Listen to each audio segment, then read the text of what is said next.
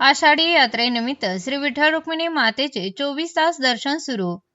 सह अध्यक्ष गहिनीनाथ महाराज औसेकर. पंढरपूर दिनांक 16. दरवर्षी आषाढी यात्रेदरम्यान भाविकांची मोठ्या प्रमाणावर होणारी गर्दी लक्षात घेऊन यात्रा कालावधीत शुभ मुहूर्तावर श्री विठ्ठल रुक्मिणी मातेचा पलंग काढून भाविकांना 24 तास दर्शनाची सुविधा उपलब्ध करून दिली जाते. यावर्षी दिनांक 16 जुलै रोजी शुभ मुहूर्तावर विधिवत पूजा करून श्रींचा पलंग काढण्यात आला आहे. श्री विठ्ठलाच्या मूर्तीच्या पाठीशी लोड तर रुक्मिणी मातेच्या मूर्तीच्या पाठीशी तक्क्या देण्यात आला आहे. त्यामुळे श्री विठ्ठल रुक्मिणी मातेचे 24 तास मुखदर्शन तर 22 तास 15 मिनिटं पदस्पर्श दर्शन सुरू राहणार असल्याची माहिती मंदिर समितीचे सह अध्यक्ष गहिनीनाथ महाराज औसेकर यांनी दिली. श्रींचा पलंग काढल्यानंतर काकड आरती, पोशाख, धूपारती, शेज आरती आदी राजोपचार तात्पुरते बंद राहतील. मात्र नित्यपूजा, महानैवेद्य व गंध अक्षदा हे नित्य उपचार नियमितपणे सुरू राहतील. दिनांक 3 ऑगस्ट रोजी प्राक्षा पूजापर्यंत भाविकांना 24 तास दर्शनाची सुविधा उपलब्ध राहणार आहे.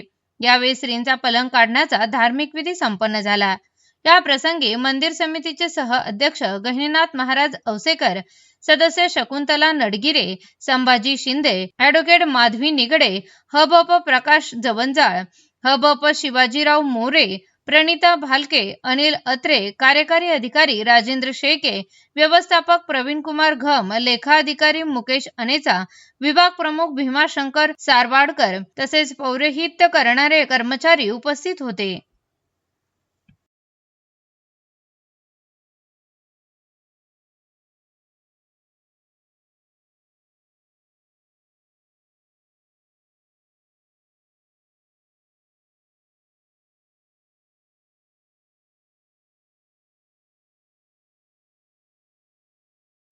श्री क्षेत्र पंढरपूर येथे माघी, चैत्र, आषाढी व कार्तिकी अशा 4 प्रमुख यात्रा भरत असतात. सध्या आषाढी यात्रा सुरू असून श्री विठ्ठल रुक्मिणी मातेच्या दर्शनासाठी राज्यासह देशभरातून लाखो भाविक दाखल होत आहेत. भाविकांची वाढती संख्या लक्षात घेऊन श्रींचा प्रसाद म्हणून मंदिर समितीमार्फत बुंदी व राजगिरा लाडू प्रसाद मुबलक प्रमाणात उपलब्ध करून देण्यात येत असल्याची माहिती श्री विठ्ठल रुक्मिणी मंदिर समितीचे कार्यकारी अधिकारी राजेंद्र शेळके यांनी दिली. दर्शनानंतर प्रत्येक भाविक श्रींचा प्रसाद म्हणून लाडू प्रसाद खरेदी करतो. ही बाब लक्षात घेऊन मंदिर समितीने 11 लाख बुंदी लाडू प्रसाद व 75,000 राजगिरा लाडू प्रसाद उपलब्ध ठेवण्याचे नियोजन केले आहे.